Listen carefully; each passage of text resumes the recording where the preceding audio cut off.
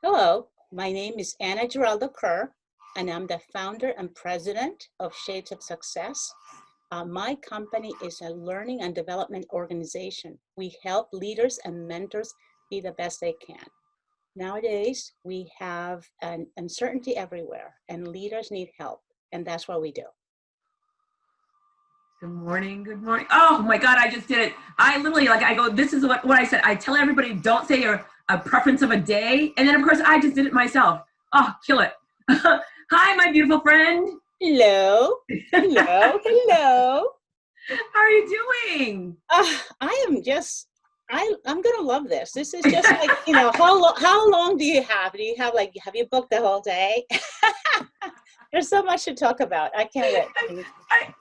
This is one of those things where I literally am so lucky because I get to be surrounded by so many amazing people doing so many amazing things. And I go, and you have such a rich background. So before I start just lushing and just getting to know what's going on in your life, I want everyone to know who you are. Where did Anna come from? How did you evolve to coming up with this business that you have? Okay. That's a big one because before Anna was Anna was Giovanna. That's my given name. When I became an immigrant into the States, I was born in Peru. And when I moved to the United States, Giovanna became a handful. Granted that this was almost 40 years ago. So I assimilated and I shortened that to Anna. So you're getting the exclusive here, okay?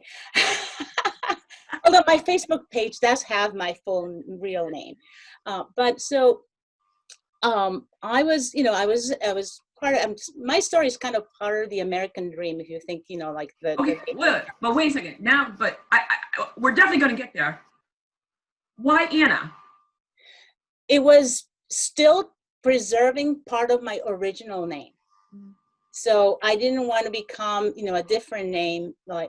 It was just, okay, I'm going to preserve a piece of my name. And it was the easiest, I thought that would be the easiest to remember and to pronounce.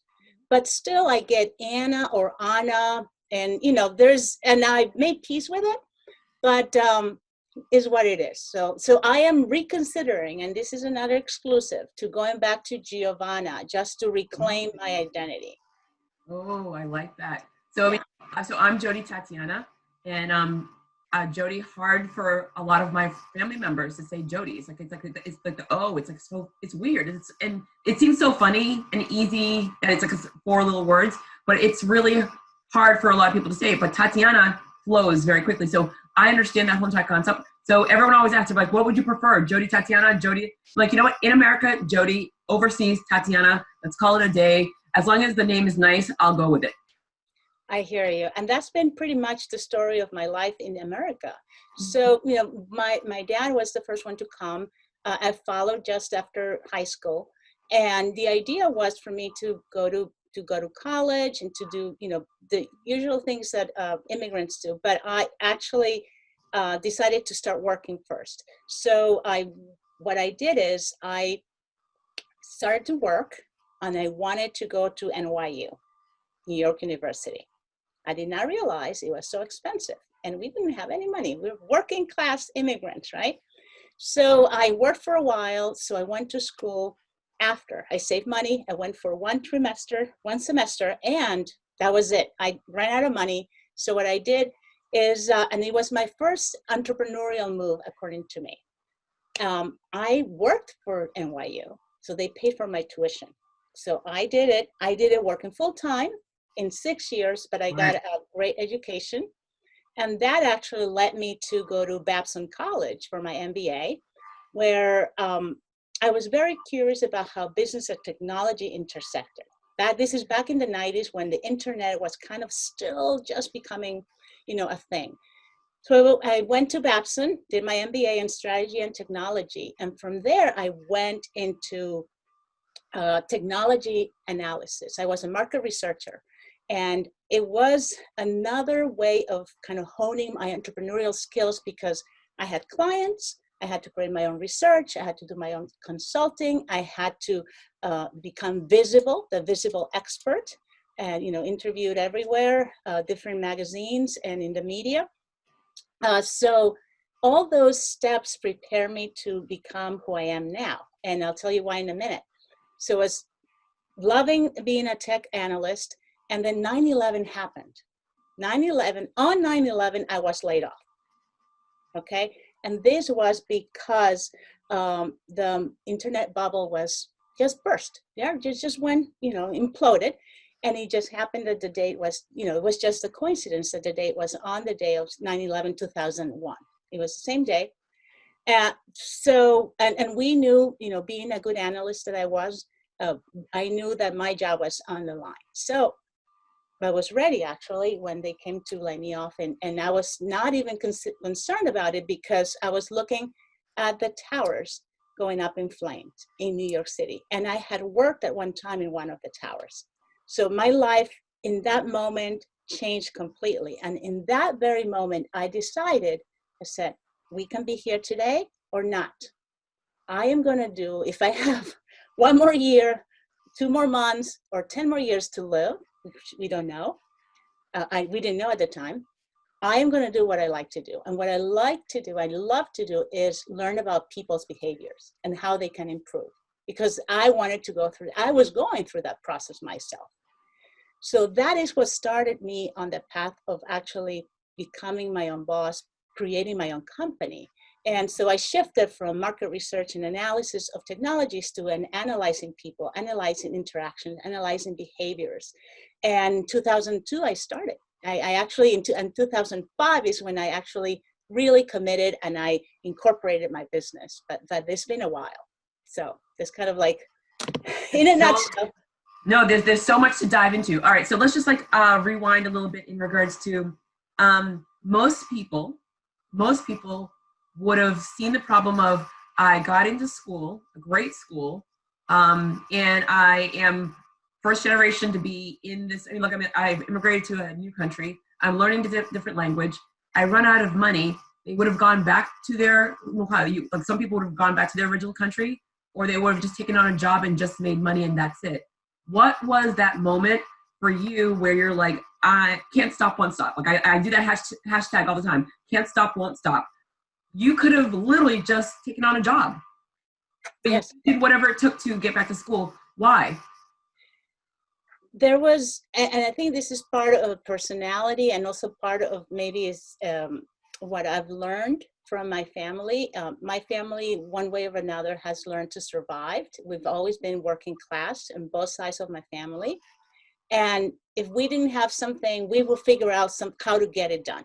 It was like the lack of didn't mean it was a factor. So we know where not to go, but what about this other side? Always the outside of the box thinking. And to me, having to pretty much, it was a shock to know how much private education costs in America. I was like, okay, this is could be a village.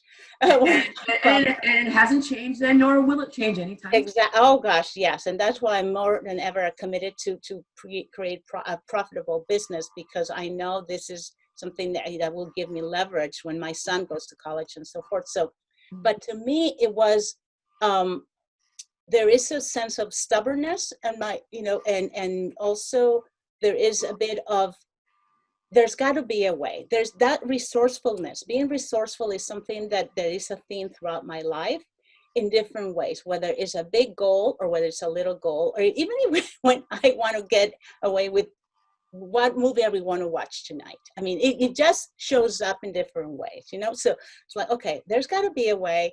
And I was just thinking about it, and somehow I found out that companies paid for tuition, and I said, oh, okay. What about if they pay for it? So that's how that worked out. And it didn't come easy. I have to tell you, I had to work full time so to earn the benefit, and I had to go to school at night and on weekends, and it took me 6 years.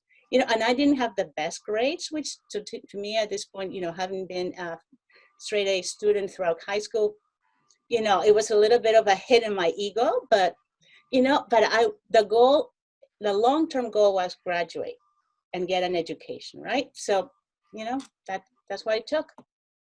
So then you decided on being an analysis.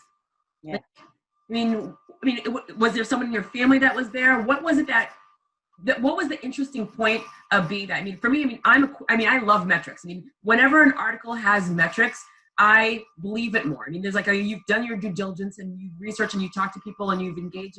And for me, that article means that much more. When I was in the media, it was like, if it doesn't have metrics, then I don't even I can't even pay attention to it.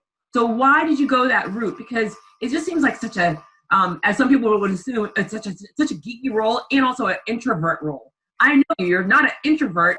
And so how did you find this to be your space? Oh, the analyst job that I took after, grad school. Well, that has another interesting twist, of which also will be an exclusive. You're getting, I'm writing a book, by the way. I'm writing my little, memoirs and the nuggets. This is good because this is teasing. This is a teaser. This is a snippet. So right after Babson, as I was graduating from Babson, and I know we have that in common, I had, met who is now my husband. So I got a job offered going back to New York for one of the very prestigious consultant firm. And then he proposed. So I had two proposals. So I had to choose whether going back to New York and have a long-term, long distance rather, relationship, or look at other options, right? Here I go again. And so this job as an analyst came my way. So I said, okay, what else can I do that I really want to do? And so there was an opportunity with IDC, International Data Corp, and I took it. Now, the job of an analyst, I'm glad you pointed that out. That is, what people may think of it is analysis, yes, but how do you get your analysis? You have to talk to people. You have to have surveys. You have to interact to get information. Right? So there's a lot of building relationships. There's a lot of looking at patterns. There's a lot of asking questions before you get to analyze and crunch information. And to me, that was an ideal job because it allowed me to, I love asking questions. And that's what I do a lot in my work, asking questions, because then we can connect dots and then we can get to a point, right? So the analyst job was amazing. I traveled everywhere. I went to Redmond, to Microsoft, to all the big technology companies. Germany, went to SAP.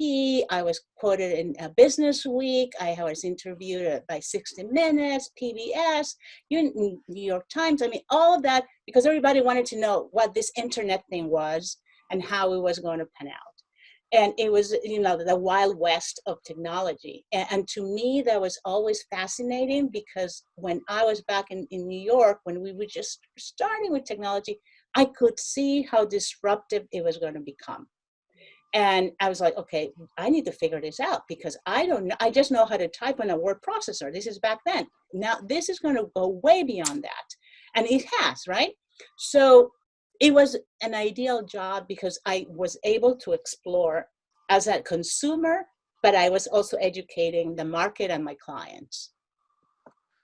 How did that get to the point? So, I mean, I'm not skipping over the master's, but being from Peru, assimilating into a new country, getting into the school that like your dream schools, how did that get to you to that point where now you own your own business? I mean, what was that moment of time where everything you had done had changed or had evolved? I should say not changed, evolved. And now you decide to do what you're doing now. Like, I mean, walk me through the steps of like, what was that time and what was that moment where you were like, it's the change. There's a change and I need to be part of the change. Okay. I'll preface that with something that is, I believe it was a key factor. That it may happen to other entrepreneurs or not, I don't know. But to me, what happened was that I was the first in my family to go to college. So I had no guidance. And for the most part, we usually see that as a deficit, right? As a liability. Yes, and it could also be an asset, because I had no restrictions, no limitations. So what I had to do was figure things out on my own. I started in a career in banking, then I went to healthcare, then I went to technology, and I was kind of like trying things out, better jobs, better functions, better money. But I was like just trying to find my way. So that was a critical piece for me to be able to feel free to explore, because I really didn't know where I was going. You know, if I would have had perhaps somebody in my family who had a career, I may have been influenced. Oh, you know, in this family, we do this. In this family, so go there first, right? I didn't have that. So I was just like open to anything. So that was the first thing. And the moment when I decided to go on my own was actually right after 9/11. And I was laid off. I was shook up by what had happened. And I really wanted to do something that meant more to me, right? And I started to again experiment being a consultant. I did a little bit more market research for a company that had laid me off. It was like the first few months. It's funny how that works. I hear so many stories about that. And I tested, I even tried to see, I tried different possibilities. You know, I piloted, do I want to go into education? You know, I know Spanish, so maybe that's no, I can speak it, I don't know how to teach it. You know, do I want to invest that? So I started to explore. And by the end of 2003 into 2004, I said, no, first of all, I'm not going back to corporate. I've already done this, been there, done that. It felt somewhat restrictive and not, and I hear this often from some other entrepreneurs who've been in corporate. And I had a lot of ideas, and I had a vision for what I wanted to do and how I can contribute. But I was kind of still blurry. So I said, the one way I can pursue that is by being on my own. So it was almost like a sequence of events and reflections that happened over time. But definitely the trigger was my layoff and the coincidence that it hit on 9/11. You know, so that made me think, so it was just like a very cathartic moment for me. And over time, I've been refining it. I have not been, never reconsidered going back to corporate. And it's not because there's, it's just not, I don't see it as a fit for where I want to be able to me, entrepreneurship, aside from being, being profitable, of course, it is an opportunity to make your mark in a much bigger way, because you are in control. You can decide what kind of influence you want to have. So to me, that's something that you don't get in corporate, you know? So who is your best client? I mean, who's the person that you are helping the most? Oh, yes. And walk us through the step of, like, I come in, I'm that perfect client. I go, what's that process that I'm going through when I'm working with you? Well, a perfect client is generally a person who is a lifelong learner, somebody who is open to continue to learn. It could be 50, they could be 25. I usually work with mid-careers to senior leaders, but I've also done, first generation college students, undergrads, grad students. I mean, I love to work with a range of people because they all have their strengths and they also have their pockets of influence. So now, lifelong learning is a key requisite. It's also someone who is looking at engaging, whether it's coaching or training or facilitation, from a partnership standpoint.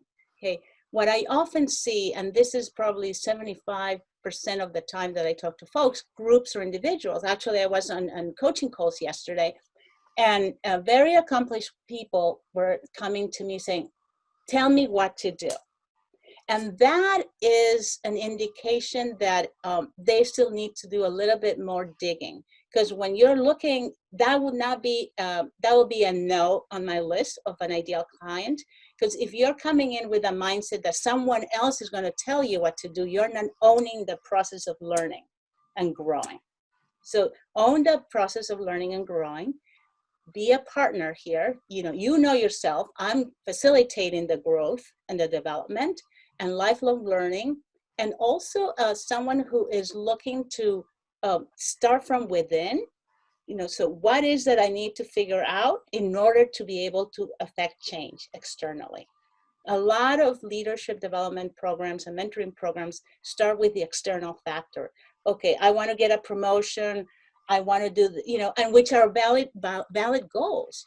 It's more like, yes, in order for you to get the promotion, let's figure out what's happening here. It's not my boss or the system or the programs are not conducive to, yes, I get it. There's a lot of systemic issues that are not helpful, but let's start with you first. Because if your mindset is of lack, if your mindset is of limitation, if your mindset is of not being resourceful, you're not going to be looking open to the opportunities. They may be right in front of you. And I'm going to throw you this major, like the season of baseball is somewhat trying to get on its way. So I'm going to throw you some major balls. You experienced 9/11. 10 years ago, the economy changed, and right now we're in a pandemic.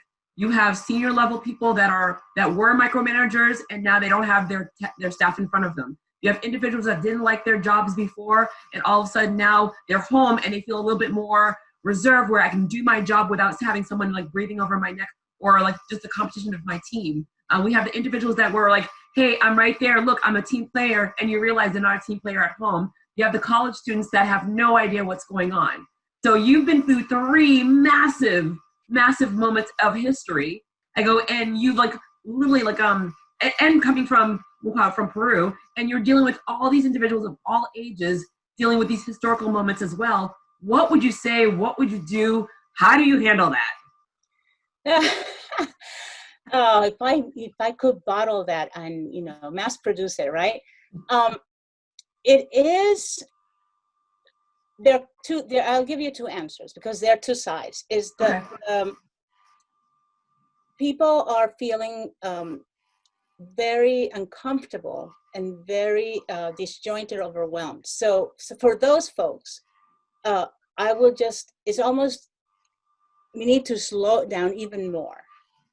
And because the more panicky, the more overwhelmed, it just feeds that. There's scientific research that says that when you're in, heightened alert, when you're always stressed out, you cannot think clearly. You cannot make decisions. So if you want to deal with employees or your boss or things at home, the first thing you have to retreat. The self-care is a term that is used often, but it's needed, and it depends on how you do it. Sleep, the basic, this has been said so many times, but I think that the issue is that people, oh yeah, I have to do that, but they think that they're invincible, right?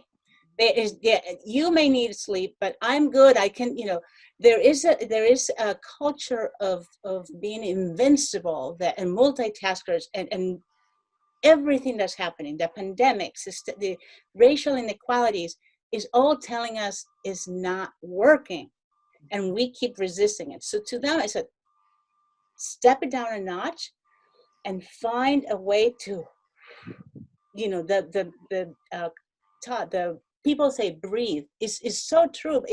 The answer is so simple that we're so used to complicated solutions when the answer is so simple. It's just, and I speak from experience. I've been through my own chaos, which probably you will ask me too. And when yesterday I was having a moment, and I'm like, okay, what do I tell my clients? Oh yeah, okay. So it's gather yourself. The oxygen mask first on you before the other person, right? So I say that all the time. Basic. I say that all the time. So basic. It's not. And the other thing I would add, if you're kind of like, oh, one thing that has worked for my clients and myself is laughter and music. There is something about music and laughter that it switches, it switches you. It's almost like it disrupts whatever funk you're in. So if you can okay, maybe instinctively you can just play whatever playlist you have, and that will immediately switch your mood. Even if you cannot sit down and breathe, it may just move you around a little, and that will calm you down. So that is a basic, is not anything strategic. It's just, first of all, we're humans. And we need to breathe. Our stress levels need to be lower in order for us to function the most effectively we can. Beautiful. What did the pandemic do for you and your company? It started in March. It started before March, but we started getting wind of it. So like mid-March, end of March, oh my God, the world has changed. And now as we're moving towards like opening, closing. I mean, we're going like the swinging door is ridiculous in regards of like what's happening. And 2020, hello, you have us all on alert. So what happened to your company and how did you engage with your customers at this time? Oh, why didn't happen? It was, the short answer is that operations stopped for two reasons. One, people were in, hunker down mode, right? We got to go home. We cannot deal with external anything, suppliers, vendors. We got to just kind of the day to day, right? And so operations stopped. And two, also, my whole home dynamic changed because now my son was at home, my husband was working from home. So those two factors kind of created massive change within my own day-to-day, right? So I was, I had to regroup. Myself and the people that work with me. Just, what are we going to do? What are we going to be? Where are we going? And the first thing I did is again, trying to model what I share with my clients is, okay, checking in with me, trying to, and I tend to do, I tend to go and take care of things before I take care of myself. That is me. I am working on it. And so I'm like, caregiver. Everybody has laundry, food, the basics. And maybe if I slept some or not, whatever. So that was kind of catching myself not doing that too much. That was like the first basics thing. And in terms of my clients, what I did is I reached out to each one of them individually. Not only my clients, but also the people, the professional network, the ones that I had been working with in the immediate, past, just kind of checking in on them and just being very casual, because some people need to retreat and they just, shut down and I can't talk right now. And I totally get that. So that's what I did. And because part of being a leader, part of being an effective mentor is to have relationships, to be in relational mode. So to me, I said, I'm not asking for business, how are you? How is your family? If you want to talk, I'm really happy to be able to to have coaching skills so that I can talk people through things. Not a therapist, but a coaching is a close second. And that is how I approach day by day. Some people will trickle in. We had a chat. I gather a group of colleagues, coaches. We were about 30 of us. We gathered via Zoom, and I love to build community. So to me, it's okay. Let's get together. We did a doodle poll, and okay, we got two groups going, and everybody was so excited. So try to check in on each other. So that is what I started to do. Business was difficult. There was nothing. I mean, March, April, May, June, we're starting to see something. We went through the whole PPP process to get things moving. And again, I started to think, what else can I do, right? So I applied for a zero interest loan through Kiva. And I was able to, in less than a week, was able to secure $15,000, a zero interest, from about 250 lenders. So that's something that because I wanted some capital coming in so that I could keep working on transitioning my work into an online platform. So that's what has been going on. So being first, just kind of making sure everything is okay. And then, okay, now that we're okay, where do we move? Where do we go, right? And I also outsourced some of the household stuff. Like we have a laundry service. We do some more meals outside, or takeouts and things, so that I can really refocus, because there is less less available assistance from the outside, right? So there are ways to, you almost have to delegate, reallocate, and make decisions, and do it while you're, and then see how, it's almost like the agile philosophy. You do it, you regroup, and then pivot again if you need to, right? And it's an ongoing process. So how, in a very concise way, how would you say the industry is doing? I mean, you're seeing what Bain Capital and McKinsey, they're all writing, and you're a former analysis. You're seeing that everyone's focusing on the coaching, the education. People are trying to better themselves. What do you see this means for the industry in itself in a concise way? For the industry of leadership development, you mean? Yes. It's a moment of transition, because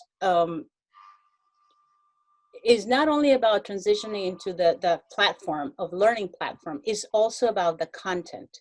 So it's transition with a way of reassessing what are the primary factors of the content. So in this case, we've it's not only the pandemic, but it's also all the racial inequities that are surfacing again. They've never been gone. It's just, so how are leaders, how are companies bringing that into the conversation in a way that is constant, not just a one and done diversity and inclusion talk. So that is transitioning with the expectation of transforming the whole conversation, the whole way, the whole priority of the industry. So do you feel that more people will spend, if you go to events, you go to conferences, now obviously not so much so, and you see that one little section about personal branding, marketing, yourself, taking care of the whole entire life work balance. Do you see that this situation will bring more attention and more engagement with your having that self-growth for your individuals in your company, for them to grow? Do you see that this entire time where now leaders are at home and they're watching the individual, they're seeing the inequalities of their employees because they can see their homes? Do you see that there's going to be, oh wait, the company cannot continue to succeed without more attention in our staff, within our staff or within our leaders? Do you see that more people will invest the dollars for that?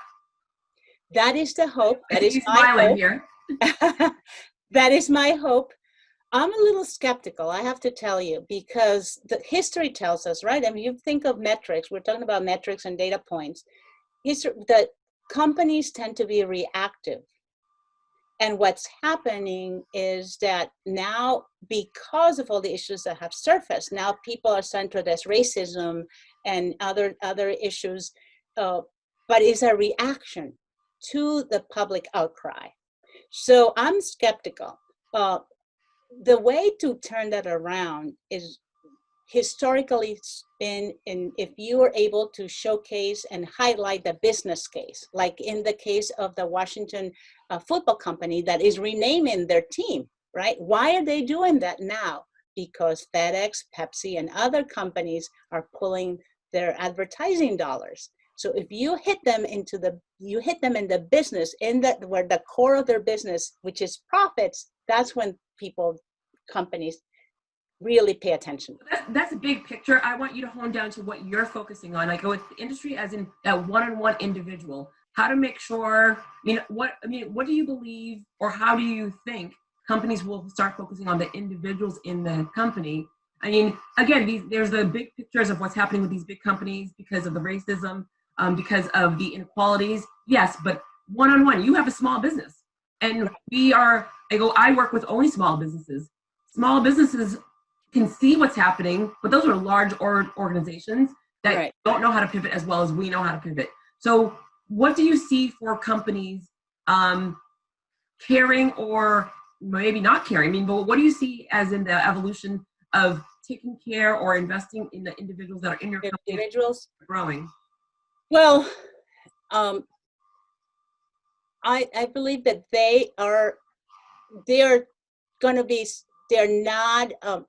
they may invest in certain individuals, but not all of them. Mm-hmm. And it goes back to the profit issue. because the focus is always on the big picture, and they neglect the one-on-one. There is a perception in some circles that people are replaceable. You know, there's unemployment. We can get now. Actually, what I've heard is like, you know, now that it's a global platform, we can get people from everywhere. They can just work remotely from Timbuktu, right? So there that is a bit of an Achilles heel for a recruiter or a hiring manager to think that, oh, if this person, because he's having an issue, they don't feel included, well, I can just get this other person. There's turnover costs, there is onboarding costs, and that is not addressing the issue. They may still treat this new person in a way that is not inclusive. So there is a missing opportunity in there to be able to do it. And I am not 100% sure they still see that value. So there's a lot of education on our part as leadership development practitioners and service providers to educate. Now, but there's also pushback and resistance. I've worked with companies that, you know, I've done trainings to hundreds, the whole company, on different issues of equity and inclusion. And it's always, that's not me, it's someone else. You know, there's this, so there is a lot of resistance that in our business, we still need to deal with. I have two last questions for you. During this time, what have you added to your company that you would have never thought about adding before? Like now that we have this abundance of time, and we have a little bit more moments to think it out, where like, oh, I wanted to do this, like, but I didn't have it in my plan for at least a year or 2 or 6 months or whatever. What's something that you have added to your company that you would have never thought about adding right now? Well, is the one thing that comes to mind right off the bat. I've made many different changes, you know, operational and systems. I'm still working on different things. Is I'm showing up every day as I'm moving into, you know, my platform online with a sense of excitement and fun. I've been so, and I wonder if other small business owners, we're so preoccupied with the numbers, which I still do, right? Look at the numbers, look at the opportunities, that, you know, the client development and so forth. But it's like, okay, very serious, right? We're serious business owners. And sometimes that restricts me, okay? And when I have to worry about other things, and now the kid and this, I'm showing up now a little bit more relaxed, more, you know, looser, and just in getting this fun factor in, which is so silly, you know, because I've always had it. I'm silly with my son. We have dance parties and so forth, but I'm bringing that in, and it makes me more creative. It makes me, it shows up in my coaching. People are like, oh my God, you know, really, I really enjoy talking to you. And I'm like, well, I've been doing that for a while, but this time, so it costs nothing. It's just more of a mindset shift, you know, or being more aware, right? And it may be the integration of home and business, right? Mm-hmm. Before it's like you separated. So I'm at home, I'm my goofy self. I'm a business, now I have to, why? It's the same person. I remember going to an event, and it was a financial event, and this young lady asked this I'm going to say a seasoned person on the platform. She's like, I go, how do I bring myself to the table so that way I'm able to be myself, my true self, and do my job in the most effective way? And the person at the table said to her, no, you have to be it's very, very serious what you do. So you have to be your clear business person and your clear personal person. And I was so horrified by that comment and you'd see this young woman was just so broken. And during the break, she went to the bathroom, and I followed her to the bathroom and said, I'm like, okay, let me give you the real answer to that. I'm like, you have to be who you are. You know, 120%, because no one wants to hire a bunch of robots. They want to hire individuals that stand out. And so I was like, I brought a smile to her face, and I made it fun for her. And I mean, I have no idea where she is in this world, but I hope that she was able to hear both sides and then take that and then just walk away saying, all right, I'm going to do what I'm going to do and be happy with it. All right. So my last question is, if you had an ask, a professional ask and a personal ask of anyone that's listening to you right now, what would be your personal ask and what would be your professional ask? My personal ask is that anyone, depending on if you're a business owner or a parent or a, up and coming young adult in anywhere in the world, that just make sure you keep that sense of hope that things are getting better, and how you're going to contribute to that. Not by judging, not by, work on yourself, like we've talked about, and then, but from a place of hope, because things are going to get better, because I can influence my community. So that sense of hope is critical. We get out of it, and then things look really dark. And professionally, I want to say that there are many opportunities for all of us to collaborate. If there are any other leadership development and mentoring development professionals, business owners, anybody who's interested in the topic, hit me up, because there's opportunities for everybody. I believe that the pie is immense, is infinite. There's more of, I believe in collaboration more than competition. So if anybody is interested in sharing ideas, collaborating, partnering, and just chatting, I'm here. I love it. Oh my goodness. I love that we have Peru in common, because you're from Peru. Peru is one of my favorite places I've ever been to. I think I'm like one of the only people, I shouldn't say the only, but very small group of people that have gone to Lake Titicaca. Oh my God, I haven't been. What? No. Oh my gosh, it's by far one of my favorite places. The altitude sickness was real. It was so. Oh yeah. And it broke my heart because of that, because everyone goes to Machu Picchu, but and it's a great, and even with Machu Picchu, where I'm like, okay, I go, there's Huayna Picchu, and everyone's like, what do you mean? I go, it's the very top of, well, when you're at Machu Picchu, and everyone's like, oh my God, I go, they only allow 200 people. So I love that there's the tourist places, and then there's the non-tourist places that people just really should go to, and they're just always afraid, because I'm like, oh, I'm gonna get sick. I'm like, it's worth its weight in gold. So that's number one. And two, I love that we both got our MBAs at BAPS, and at a different time, but that's like that whole entire connection of like we're families in different ways. So I like that. And you have a beautiful son, you have an amazing husband, and I love that I haven't seen you in forever, but I do see you, because again, I don't care what people think about social media. I don't care about whether it's the LinkedIn, or it keeps us in touch and what's going on. And so I get to see that beautiful boy of yours online whenever you post a photo. Oh, yes. I keep track of you by social media. I know you've been in Mexico, you were in Bahrain.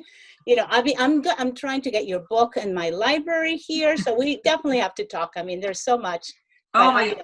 A full catch up. We'll do a full catch up on the phone, but then we're going to do a full catch up. We have to see each other, because I want to see him. Absolutely. I want to see that, we'll call that preteen that you have at home. Oh, this is great. Thank you so much.